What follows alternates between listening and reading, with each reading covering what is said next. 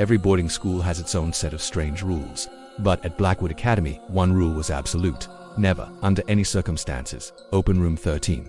It wasn't just a suggestion. It was a command etched into the very foundation of the school. The official story from the teachers was always the same. It's under renovation. Students, nothing to see. But we knew better. How could a room be under renovation for 50 years? Room 13 was at the far end of the third-floor dormitory corridor, a dark, forgotten corner of the sprawling old building. Its door was sealed shut with thick, splintered timber and heavy, rusted nails that looked like they'd been there since the Victorian era. It was an anomaly, a scar on an otherwise pristine hallway. But it was the whispers that truly unsettled us. Late at night, long after lights out, you could hear them. Faint, desperate murmurs seemed to seep through the wood, like secrets trying to escape. Sometimes, the beds closest to the room would tremble, just a slight vibration at first, then a more violent shake, as if an earthquake was centered right on that spot.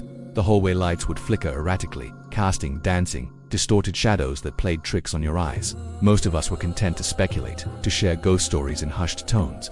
But one student, a boy named Leo, wasn't. He was a notorious skeptic, always challenging the school's traditions. He called our fears childish superstitions. One night, fueled by a mixture of bravado and pure curiosity, he decided he'd had enough of the mystery. During the mandatory evening prep time, when the halls were supposed to be silent and empty, he slipped away. With a crowbar he'd smuggled from the workshop, he made his way to the forbidden door. We heard the screech of nails being pried from old wood. It was a sound that made the hairs on our arms stand up. Then, a loud creak as the door swung open for the first time in decades. Leo stepped inside. For a moment, there was just silence. We held our breath, waiting.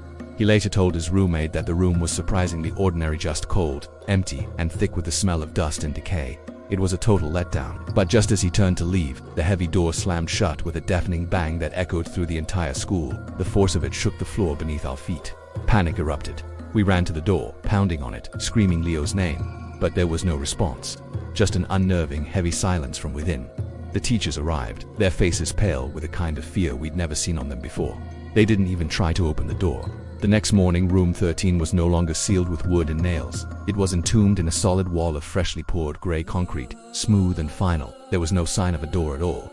It was as if room 13 had been completely erased from existence. And Leo was never seen or heard from again. He simply vanished. His name was scrubbed from the school records, and we were all warned never to speak of him or of what happened that night. But sometimes, when the wind howls just right, some say you can still hear a faint scratching sound from behind that new concrete wall. Thanks for listening. If you love spooky stories like this, make sure to subscribe and hit that notification bell. I'll see you in the next one.